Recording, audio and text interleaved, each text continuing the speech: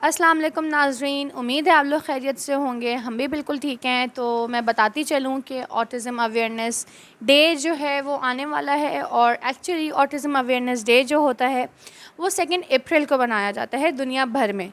तो दुनिया भर में जो ये दिन मनाया जाता है, ये क्यों मनाया जाता है और इससे रिलेटेड क्या सब चीज़ें हैं, इस सब को जानेंगे हम एक ऐसी मदर से जो ऑलरेडी इस फ़ेज़ से गुज़र रही हैं, जिनकी लाइफ में ये फ़ेज़ आया। एक डिफ़िकल्ट फ़ेज़ गुज़र के एक ये डिफ़िकल्ट एक और फ़ेज़ आया। तो हम जो हैं एक ऐसी मदर से मुलाकात करेंगे जिनका जो बेबी है वो 7 इयर्स का तो है, बट वो बेबी है, वो उनका तो एक ही बेबी है। तो हम जो हैं उनसे मुलाकात करेंगे और उनसे जानेंगे कि लोगों के क्या रिएक्शंस आते हैं रोहान को देख के, और लोग किस तरह के रिएक्शंस देते हैं मिस मरियम को देख के, कि लोग किस तरह के उनको सिंपैथीज़ देने की कोशिश करते हैं। बेसिकली वो सिंपैथीज़ होती नहीं हैं, सार्कास्टिकली वो चीज़ें वो बोली जा रही होती हैं जो कि हर्ट होती हैं। अगर हम एज़ अ ह्यूमन बीइंग हम ये चीज़ सोचें तो वो बहुत फ़ील होती हैं, वो सब चीज़ें तो वो बहुत हर्टिंग होती हैं। तो हम यही सब बातें हम जानेंगे मिस मरियम से। अस्सलाम वालेकुम मिस मरियम, कैसी हैं आप? वालेकुम अस्सलाम। मैं बिल्कुल ठीक ठाक। आप कैसी हैं? मैं ठीक हूँ अल्हम्दुलिल्लाह। अच्छा, तो मिस मरियम आप मुझे बताएं कि आपकी लाइफ रोहान रज़ी के साथ कैसी गुज़र रही है? मेरी रूहान के साथ बहुत अच्छी लाइफ गुजर रही है अल्हम्दुलिल्लाह, और अल्लाह का शुक्र है सब बहुत अच्छी गुजर रही है। और मेरा आपको पता है कि वो ऑटिस्टिक है और उसकी थेरेपीज़ वगैरह मैं करवाती हूँ, तो बस इसी तरह वक्त गुजर रहा है, टाइम गुजर रहा है। अल्हम्दुलिल्लाह बहुत इम्प्रूवमेंट है अल्हम्दुलिल्लाह। तो अब हम मिस मरियम से सवाल करेंगे कि बेसिकली आपको अब पता कैसे चला था कि रोहान को ऑटिज़म है, वो एक ऑटिस्टिक बच्चा है, आपको इस बारे में कैसे पता चला? आप प्लीज़ ये बताएं हमें, ताकि इसी तरह से अवेयरनेस हो लोगों में, इसी तरह से अवेयरनेस आए। और मेरे नज़दीक कोई हर्ज नहीं है कि अगर कोई कुछ सिम्टम्स कोई इस तरह की चीज़ नोट करे और वो किसी को बताए कि यार ये चीज़ थोड़ी सी आपके बेबी में लैकिंग है, और इसी तरह से अवेयरनेस फैलाई जाती है।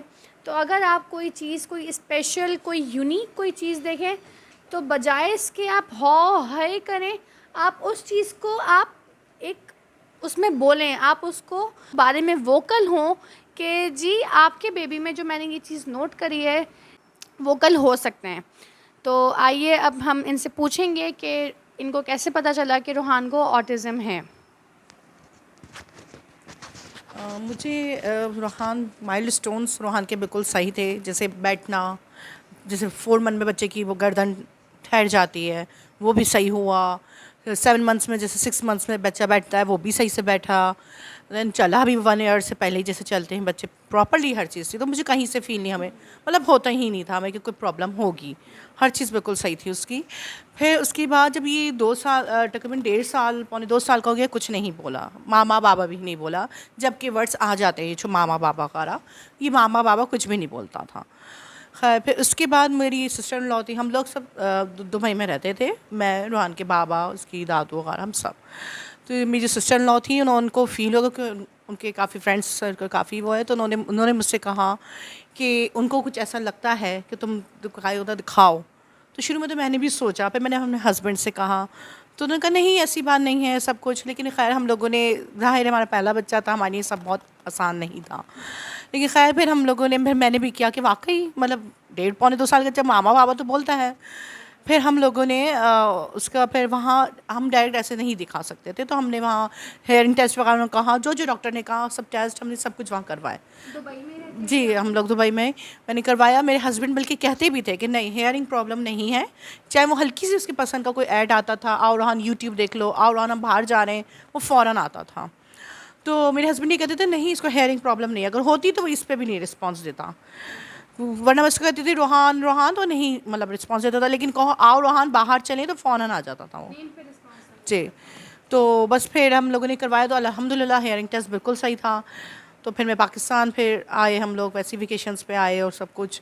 तो बस फिर ये यहाँ पर तो अब आप मुझे बताएं कि रोहान को ऑटिज़म डायग्नोस कब हुआ, और क्या फ़ेज़ था आपकी लाइफ में उस टाइम पे, क्या मराहिल से आप गुज़री, असेसमेंट हुए होंगे यकीनी तौर पे, कोई टेस्ट हुए होंगे, वो क्या क्या चीज़ें हुई, आप उस बारे में प्लीज़ हमें बताएं ताकि हम इसी तरह शॉर्ट मैसेज में अवेयरनेस अपनी फैला सकें ऑटिज़म के बारे में।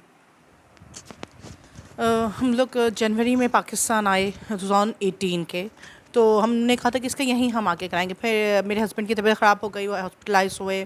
फिर अल्लाह की मर्ज़ी के उनका टाइम वक्त आ गया था, तो वो उनकी डेथ हो गई फिर फ़ेब में। तो मेरे लिए ज़ाहिर है बहुत मुश्किल तरीन वक्त था वो, बहुत ज़्यादा। फिर 6 फ़ेब को उनकी डेथ हुई। फिर 10 डेज़ के बाद ही मैं, मेरी मदर इन लॉ और मेरे फादर, हम लोग आगा खान गए रोहान को लेके। वहाँ हमने असेसमेंट वगैरह करवाए, तो वहाँ मतलब फ़ाइनल हुआ कि हाँ, मतलब डायग्नोस हुआ कि रोहान ऑटिस्टिक है, माइल्ड ऑटिज़म है उसको। तो उस वक्त मैं आपको नहीं बता सकती मेरे लिए क्या था। मुझे लगा कि ज़मीन फट जाए और मैं रोहान को लेके इसमें चली जाऊँ। मेरे लिए बहुत डिफ़िकल्ट था, बहुत ज़्यादा। मुझे लगता था मेरी ज़िंदगी रुक गई है, मतलब मैं क्या करूँगी। मेरे हस्बैंड की भी डेथ हो गई थी, और मतलब मैंने ऐसा क्या किया जिसकी वजह से ये सब कुछ हो रहा है। मैं बहुत परेशान थी, मैं बहुत रोती रहती थी, बहुत ज़्यादा रोती थी। और बस, लेकिन अल्लाह बहुत अच्छा करता है, बेहतरीन कर रहा होता है, हमें बाद में एहसास होता है। अच्छा, तो आपने बताया कि आपके हस्बैंड की डेथ के बाद आपको पता चला कि रूहान एक ऑटिज़म से गुज़र रहा है, उसको ऑटिज़म है और वो एक ऑटिस्टिक बच्चा है।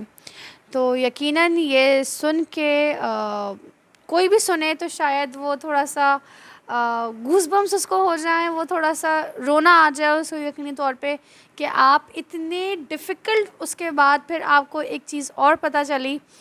तो बस अल्लाह आपके लिए आसानियाँ करे, हमेशा ये दुआ आपके लिए रहेगी, और अल्लाह जो है रूहान के लिए बहुत अच्छा करे।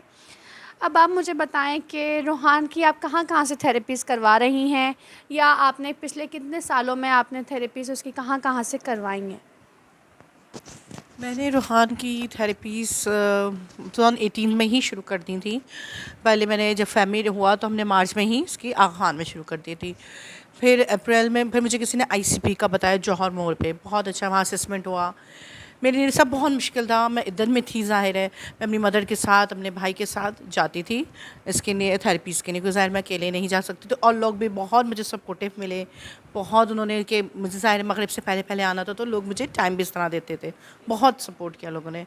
आईसीपी भी मैं गई, वहाँ मैंने इसकी थेरेपीज़ कराई 2 मंथ्स। फिर उन्होंने मुझे रिकमेंड किया कि आप पाकिस्तान सेंटर फॉर ऑटिज़म जाएँ, जो पीसीएचएस में। फिर मैं वहाँ, मैं पहले तो मैंने कहा नहीं, मैं नहीं जाऊँगी। मैं बहुत रोई कि क्या मतलब, हर जगह जाओ फिर नहीं सही सब सुनाओ कि फ़ादर नहीं है, ये नहीं। मेरे लिए बहुत मुश्किल था, क्योंकि सिर्फ 2-3 महीने ही गुजरे थे।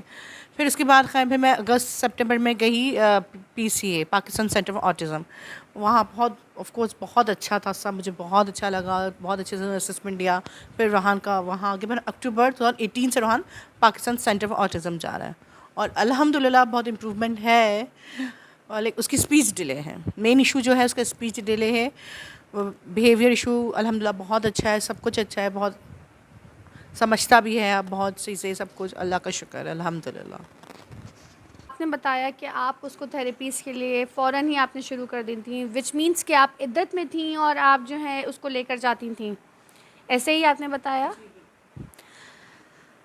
वही वाली बात कि अल्लाह बहुत आसानियाँ करे आप दोनों के लिए, और अल्लाह उस टाइम पे तो शायद हमें नहीं समझ में आ रहा होता, बट आपकी वाली बात कि अल्लाह जो करते हैं, अल्लाह बेस्ट प्लानर है।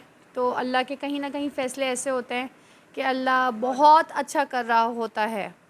अच्छा, तो अब आपने मुझे इतना सब कुछ बताया कि आप उसकी थेरेपीज़ कहाँ से करवा रही हैं, सब चीज़ें हैं। अब आप मुझे ये बताएं कि जब आपको ये सब चीज़ें पता चलीं, उसके बाद लोगों का क्या रिएक्शन था? किस तरह का रिएक्शन लोगों ने दिया, और आपने उस रिएक्शन को ख़ुद कैसे फ़ेस करा?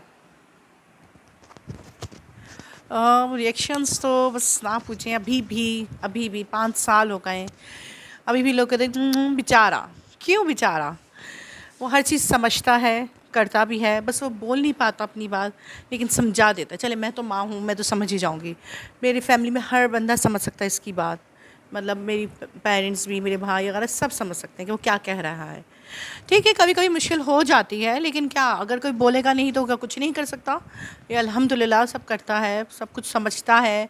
मैं जैसे तैयार हो जाऊँ तो मुझे प्यार व्यार करता है सब, मतलब इसका बहुत इम्प्रूवमेंट है, मैं ये नहीं कहती, लेकिन लोगों का रिएक्शन बस बहुत ज़्यादा, मतलब ऐसा लगता है कि कहीं मैं जाती हूँ तो क्या।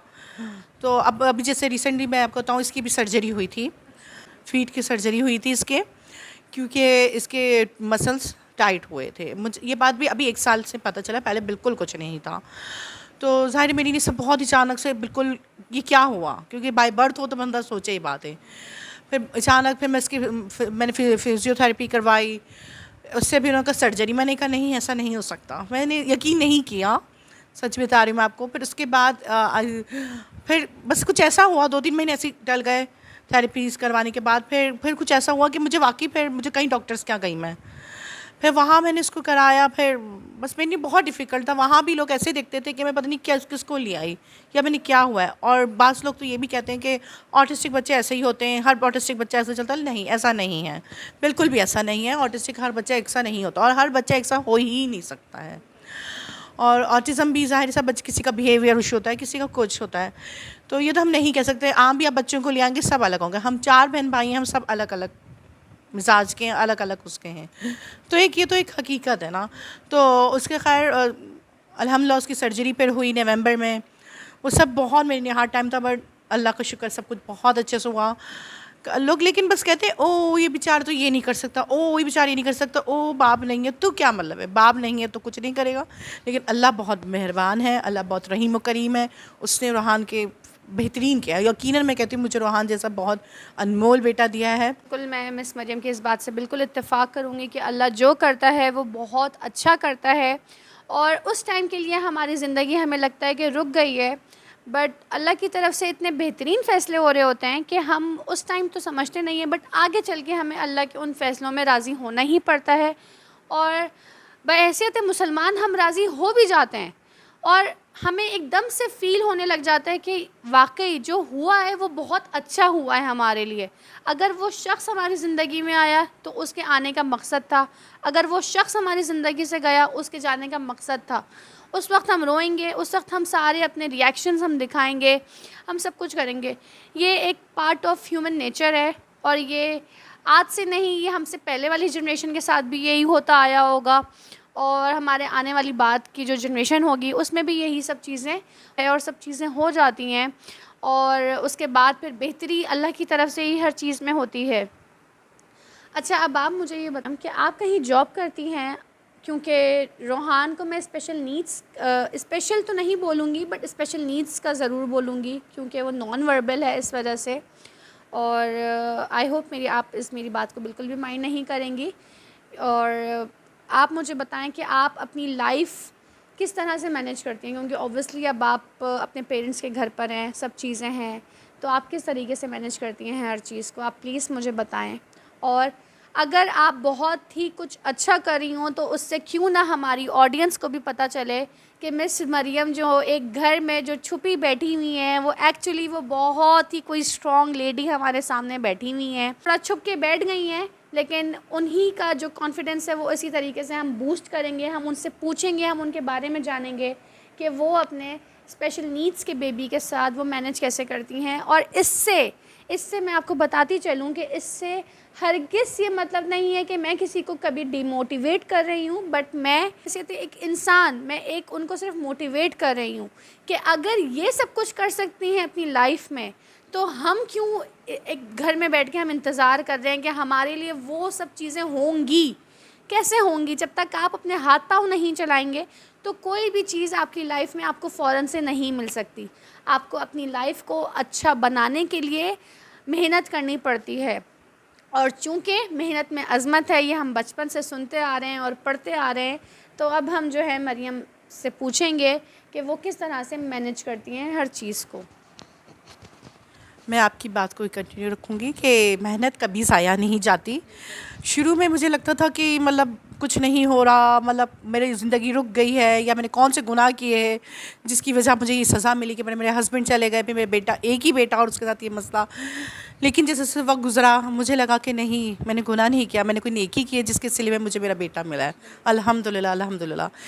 और मेरे बेटे में इतना सब्र है कि मैंने उससे सब्र वाकई मैंने अपने बेटे से सीखा है। जबकि कहने को एक छोटा सा बच्चा है 7 साल का, मैंने उसकी लाइफ से चीज़ें सीखी बहुत कि वो बोलता नहीं है लेकिन वो अपने काम से काम रखता है ज़िंदगी में। बड़ी सर्जरी से बिल्कुल सर्जरी हुई उसकी, और मतलब बहुत सी चीज़ें, वो किसी को कुछ नहीं कहता। वो हालांकि ये नहीं कि बिल्कुल किसी से नहीं करता, अपने नाना नानी से बहुत प्यार करता है, बहुत ज़्यादा, मतलब बस बहुत ज़्यादा वो उसके, क्योंकि ज़िंदगी में अब जब 2.5 साल का था जब उसके बाबा चले गए, अब अपने ग्रैंड पेरेंट्स के घर में आ गया, ज़ाहिर है उसकी नहीं है, मेरी नहीं तो चले थी लाइफ। मैं तो फिर भी एक्सप्रेस कर देती थी कि मुझे रज़ा याद आ रहे हैं, या मैं नहीं रह सकती, मैं रोती थी बहुत ज़्यादा। ये सब रोहान की नहीं बहुत डिफ़िकल्ट था, क्योंकि रोहान बहुत अटैच था उनसे।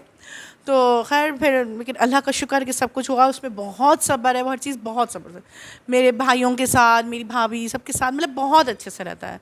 मेरी छोटी सी भतीजी है, उसके साथ भी बहुत अच्छे से खेलता है, रहता है, मतलब वो खेलता है। और वो, अब मैं एक बात और कहूँगी कि प्लीज़ आप बच्चों, जैसे बाज़ लोग होते हैं कि नहीं खेलने देते बच्चों को, कि नहीं नहीं इस बच्चों से नहीं खेलेंगे, तो प्लीज़ आप ये नहीं करें, क्योंकि इनका भी दिल चाहता है खेलने। तो आपने जैसे मुझसे भी पूछा कि आप किस तरह मैनेज करती हैं और कोई जॉब करती हैं, तो देखिए शुरू में तो मुझे हुआ कि मैं जॉब करूँ, क्योंकि मैं किस तरह मैनेज करूँगी चीज़ें। तो लेकिन मेरे फादर ने कहा कि नहीं, तुम रोहान को छोड़ के कैसे जाओगी। हालांकि मेरे कोई पेरेंट्स में या मेरे लॉस वगैरह में ये नहीं है कि जॉब ना करो, ये नहीं, ज़ाहिर है ऑफ कोर्स जॉब करनी है, और आजकल का जो दौर है इसमें तो जॉब ज़रूरी है, मैं कहती हूँ। तो लेकिन मैं जॉब नहीं कर सकती थी रोहान को छोड़ के। हालांकि मेरी मदर के साथ रहता है, वो रह सकता है, लेकिन ज़ाहिर है मैं उनके ऊपर भी सुबह से शाम तक नहीं छोड़ सकती। सुबह से शाम का मतलब है कि फिर रात में आऊँगी तो फ़ौरन तो मैं उसके साथ नहीं कुछ कर सकती। तो उसके साथ फिर मैंने बस थोड़ा वक्त गुजरा, और अल्हम्दुलिल्लाह बहुत सब चीज़ें अच्छी हो गई, सेट होती गई, बस अल्लाह की मर्ज़ी थी सब कुछ। बस ये मैं को क्या बोलूँ, उसके आगे तो बस मैं बेबस हूँ, उसके फ़ैसलों के आगे। और वो बेहतरीन ही कर रहा था। और पहले मैं बहुत शिकवा करती थी अल्लाह से, बहुत रोती थी कि क्यों अल्लाह, लेकिन मैं कहती हूँ शुक्र है अल्लाह बाप का कि आपने मुझे रोहान जैसा बेटा दिया, मेरे इतने बड़े बड़े मसले हल हो गए कि मैं सोच नहीं सकती। आज जब मैं सोचती हूँ तो मैं वाकई बड़ी हैरान होती हूँ। तो फिर खैर अभी दो साल पहले मैंने Umme Rohan pick and drop service, female pick and drop service start की थी। मेरे पास अपनी गाड़ी है, तो मैंने ड्राइविंग सीखी और फिर उसमें सब कुछ किया, और फिर अब मैं फ़ीमेल पिक एंड ड्रॉप करती हूँ। और अल्हम्दुलिल्लाह मेरे साथ जितनी गर्ल्स जाती हैं वो भी मुझसे बहुत सेटिस्फाई हैं और बहुत मतलब खुश होती हैं।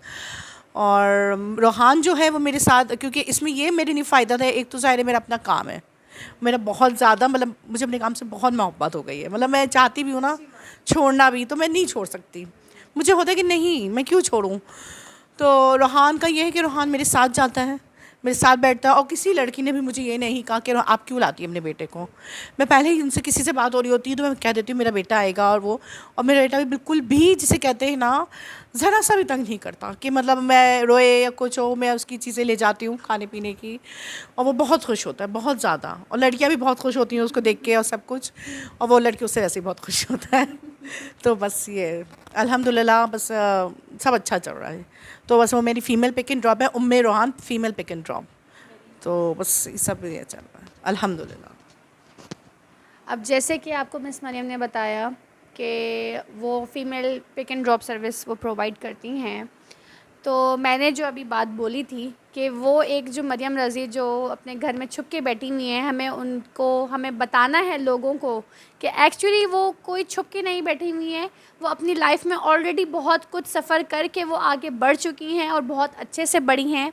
और हम लिटरली अगर हो तो हम आपको सल्यूट पेश करते हैं कि आप माशाल्लाह माशाल्लाह इतना अच्छा अपनी लाइफ में गुजर रही हैं। हंसने वाली बात नहीं है, क्योंकि मुझे पता है कि आप बहुत शाय बट बहुत स्वीट। मैं क्योंकि पर्सनली आपको जानती हूँ तो मैं आपको बहुत आपकी उससे मैं वाकिफ़ हूँ। तो आप एक बहुत स्वीट बट बहुत शाय भी हैं, लेकिन आप बहुत जेन्युइन पर्सनालिटी आपकी है, और मेरे नज़दीक यही चीज़ सबसे बेस्ट होती है। आप मुझे बताएं, आप दुनिया वालों को, देखने वालों को आप क्या मैसेज देना चाहेंगी ऑटिज़म के रिलेटेड और सब चीज़ों के रिलेटेड, ऑटिस्टिक बच्चों के रिलेटेड, क्या चीज़ें आपने सफ़र करी और आप क्या चाहती हैं कि वो चीज़ें अब आगे आने वाली बच्चे, आगे आने वाली जनरेशन्स, या अब जो पेरेंट्स जिनको अब पता चला है डायग्नोसिस अब उनको हुई है, तो आप क्या मैसेज देना चाहेंगी उन लोगों को जो इस फेज़ से नहीं गुज़र रहे अल्हम्दुलिल्लाह, बट बहुत डिफरेंट तरीके से हर्ट करते हैं, इमोशनली वो बहुत हर्ट करते हैं, वर्बली वो बहुत हर्ट करते हैं, उनके जुमले ऐसे होते हैं जो बहुत हर्टिंग होते हैं, और ये हकीकत है। तो अब हम आपसे जानेंगे कि आप क्या मैसेज देना चाहती हैं। बस मैं क्या बोलूँ, मेरे पास टाइम कम है ज़ाहिर है, और बोलना मुझे बहुत कुछ है। और थैंक यू कि मुझे प्लेटफॉर्म आपने दिया, और मैं बहुत चाहती थी कि मैं बोलूँ, मैं किसी तरीके से सबको बताऊँ कि देखें प्लीज़ प्लीज़ आप इन बच्चों को कम ना समझें। अगर किसी बच्चे में कोई कमी देख रहे हैं या कुछ मसला देख रहे हैं तो प्लीज़ उनके पेरेंट्स को आगे ये ना कहें क्या क्या मसला आपके बच्चे में, ओ आपका बच्चा बोल नहीं सकता, तो प्लीज़ ये नहीं बोलें, क्योंकि कोई कोई माँ बाप ये नहीं चाहता कि किसी उसके बच्चों के साथ मसला हो। और दूसरा ये कि अब जैसे बाज़ बच्चे ये होते हैं कि ये बच्चे भी खेलना चाहते हैं, बट ये अपना इनको खेलना नहीं आता, इनको खिलाना पड़ता है। तो बाज़ पेरेंट्स होते हैं कि कहते हैं नहीं नहीं हमारे बच्चे से नहीं खेलो या वो, लेकिन प्लीज़ आप इनको समझें, इनको मतलब अच्छे से बिहेव करें इनके साथ। और इनको कोई ये नहीं होता, बस इनसे कोई अच्छे से बात कर ले, कोई प्यार से बात कर ले, ये उनके हो जाते हैं। और ये वाकई बहुत प्योर लविंग होते हैं, बहुत केयरिंग होते हैं। अच्छा है उसमें लोगों कहने को ये है कि उसको मसला है, लेकिन मैं कहती हूँ नहीं मेरे बेटा बहुत अच्छा है अल्हम्दुलिल्लाह। और सब्र जो आया है मतलब इसमें इतना सब्र है, इतना सब्र है बिल्कुल। वो वाले बच्चे होंगे, तो इसमें तो कोई दो राय। और मैंने अपने बेटे की लाइफ से ये भी सीखा है, सॉरी मैं आपकी बात काट रही हूँ, लेकिन मैंने ये सीखा अपने बेटे की लाइफ से कि वो अपने काम से काम रखता है, सब कुछ करता है। और मैंने उसकी लाइफ से सीखा है कि वाकई अपने काम से काम रखें। शायद मुझे लगता है मुझे अल्लाह ने इसी ने इस तरह का बच्चा मतलब ऑटिस्टिक बच्चा दिया, वो कि एक तो सब्र आए, दूसरा ये कि मुझे अब बस जो ज़ाहिर है मैं भी काम इंसान हूँ, मैं भी गॉसिप करती हूँ, सब कुछ करती हूँ, सब जैसे करते हैं। आपको सबसे अपने लास्ट सेगमेंट में मैं आपको मिलवाऊंगी मिस मरियम के एक ही बेबी हैं रोहान रज़ी, और अब हम मिलेंगे रोहान रज़ी से। अब आप जैसे देख सकते हैं रोहान रज़ी यहाँ पे मौजूद हैं। रोहान हाय कर दो जल्दी से सबको। बोला हाय, ये ये मेरा बेटा रोहान है, और बस सभी ये थोड़ा तैयार हुई भी हूँ मैं बहुत ज़्यादा, तो बस उसको ये हो रहा है कि हम बाहर जा रहे हैं, क्योंकि अभी मैं इसको जब कहीं मुझे कुछ करना होता है तो मैं इसको पहले से मतलब कह देती हूँ कि रोहान हम जा रहे हैं, कोई आ रहा है या कुछ भी। तो अभी मैंने से इसको कुछ बताया हुआ नहीं था, तो बस थैंक यू सो मच। और आपने मुझे इतना ज़्यादा मौका दिया कि मैं बोलूँ, और मतलब मैं अपने कोशिश कर सकती हूँ कि बस ये बच्चे बहुत ख़ास होते हैं, उनको थेरेपीज़ लोग शुरू में लगता है कि हमें थेरेपी से फ़र्क नहीं पड़ा, लेकिन फ़र्क पड़ता है। तो प्लीज़ थेरेपीज़ माना बहुत मुश्किल होता है, लेकिन थेरेपीज़ ना रोकेगा please. And thank you so much, thank you so much. Thank you miss Mariam, आपने हमें इतना वक्त दिया, हमारे साथ आपने इतनी बातें करी, अपनी चीज़ें, अपनी लाइफ, अपना फ़ेज़, एक एक फ़ेज़ आपने शेयर किया। Thanks a lot miss Mariam. और आई होप कि आपको हमारा ये शो, ये छोटी सी अवेयरनेस शो आपको पसंद आया होगा। और अगर पसंद आया है तो हमें कमेंट सेक्शन में ज़रूर बताइएगा। हम उम्मीद करते हैं कि आपको पसंद आया हो, हम आपके प्यार के मुंतज़िर रहेंगे। और इसी तरीके से हम अपना शो यहीं पे इख्तिताम करते हैं। अपनी होस्ट मिस सुमैया फ़राज़ को इजाज़त दीजिए। अल्लाह हाफ़िज़।